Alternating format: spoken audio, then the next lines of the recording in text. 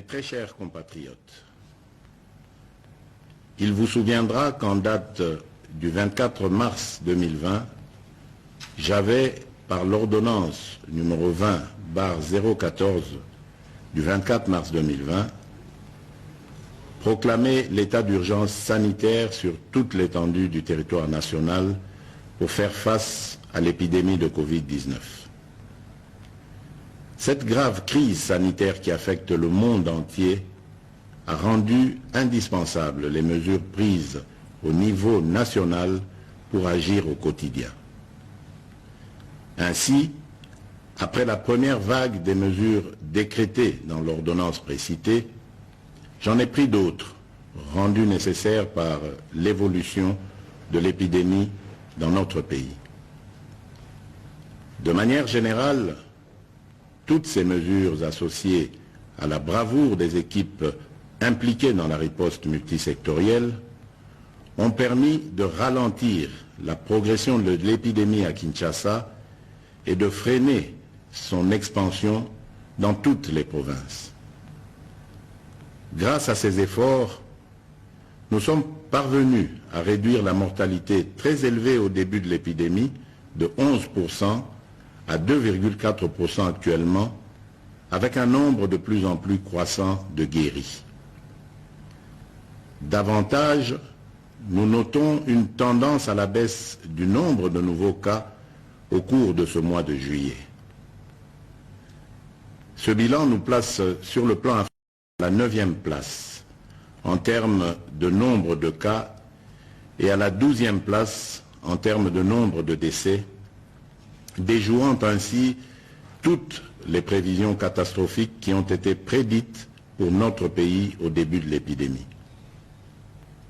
Mes très chers compatriotes, cette nouvelle maladie qui a surpris toute l'humanité a causé des conséquences néfastes sur le plan sanitaire, économique et social. Aucun pays n'est épargné, même ceux qui disposent des meilleurs systèmes de santé et de protection sociale. Les mesures prises ont obligé nos enfants, nos parents,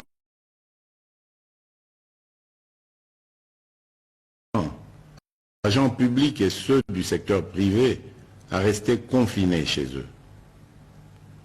Elles ont impacté et continuent d'impacter sur le fonctionnement des institutions de la République, sur les entreprises publiques et privées, ainsi que sur les relations bi- et multilatérales. Les leçons et expériences de 4 mois de lutte nous ont appris que nous devons vivre avec peur ni stigmatisation. Nous devons ainsi adapter nos stratégies de lutte et de prévention contre ce fléau en tenant compte de cette évidence. Face à cette réalité, un consensus s'est dégagé entre le Parlement, le gouvernement et la société civile, ainsi que le secteur privé et les partenaires techniques de sortir de l'état de lutte contre la Covid-19 à travers des mesures sanitaires, administratives et de police non dérogatoires aux libertés individuelles et collectives. Mes très chers compatriotes, aujourd'hui, 21 juillet 2020, à minuit, prend fin l'état d'urgence proclamé pour faire face à l'épidémie de Covid-19 en date du 24 mars 2020 et renouvelé à 6 reprises. Les mesures irrelatives cessent d'avoir effet. Cependant, il doit être clairement entendu que la fin de l'état d'urgence ne veut pas dire la fin de l'épidémie de Covid-19 dans notre pays. Par contre, c'est l'indication pour toute notre nation de revenir progressivement à une tout en respectant les gestes barrières et d'autres mesures irrelatives. Il est donc question de faire l'équilibre entre notre santé physique, celle de notre économie et la stabilité de notre société.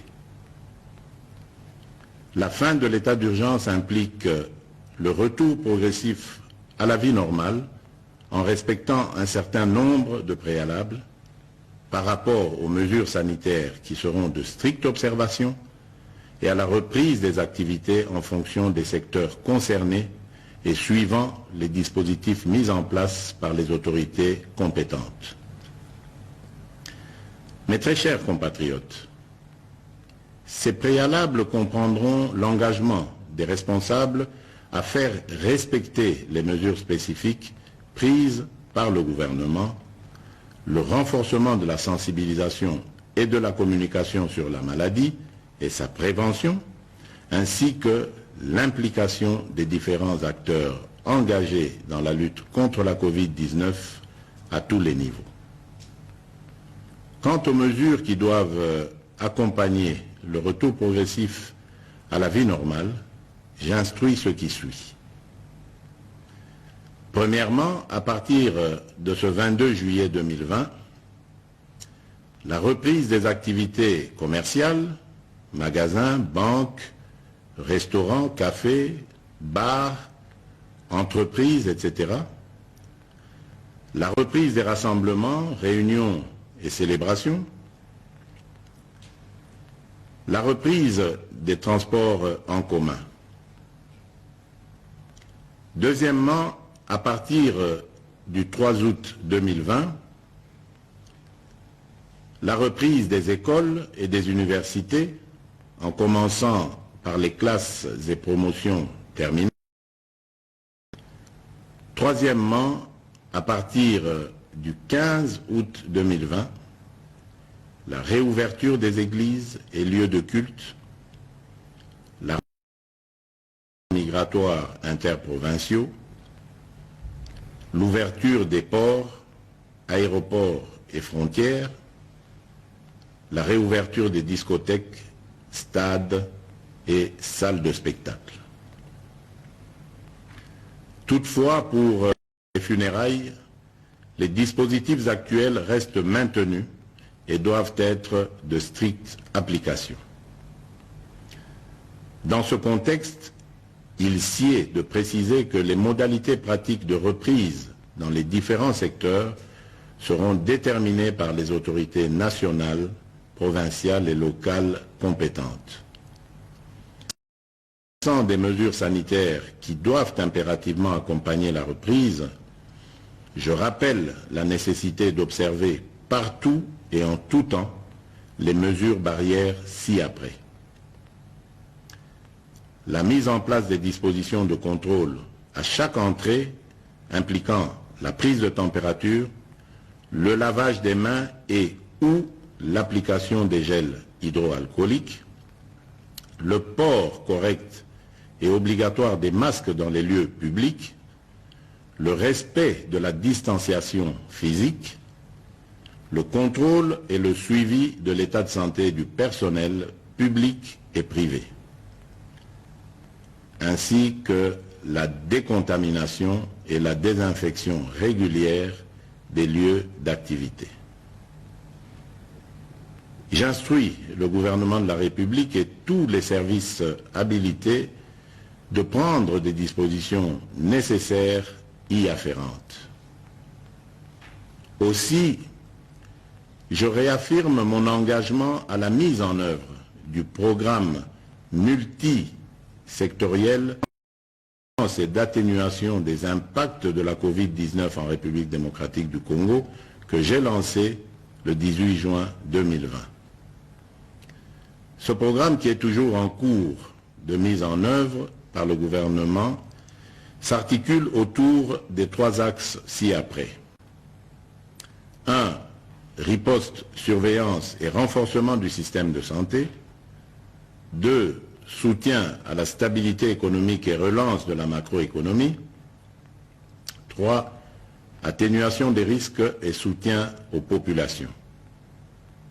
À cet effet, j'ai instruit ma task force, le comité multisectoriel, le secrétariat technique, le ministre de la Santé et le ministre ainsi que l'ensemble du gouvernement de demeurer en alerte et de redoubler d'efforts dans la surveillance et la prise en charge de cette épidémie.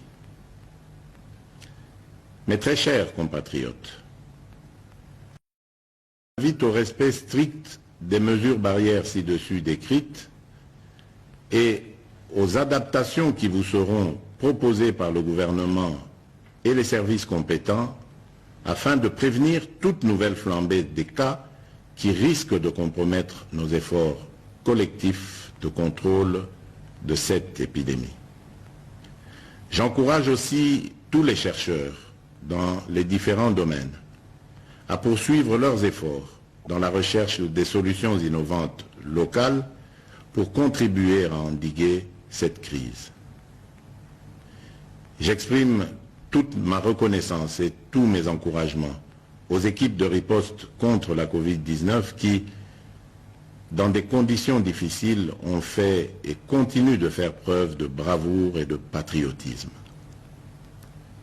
Je remercie aussi tous les partenaires bi- et multilatéraux qui nous assistent dans cette guerre contre la pandémie. Mes très chers compatriotes, au moment où nous amorçons une autre étape dans cette crise, je ne peux pas oublier toutes ces familles qui ont été directement victimes de ce fléau et pour lesquelles j'exprime toute ma compassion et celle de la nation tout entière. Mes pensées vont également et spécialement au personnel soignant qui, du reste, ont payé un lourd tribut dans l'exercice de leurs fonctions. Mes très chers compatriotes, notre devenir et notre avenir dépendront de notre conscience, de notre comportement, de notre discipline, de confiance et notre foi en la grâce divine. Que Dieu bénisse la République démocratique du Congo. Je vous remercie.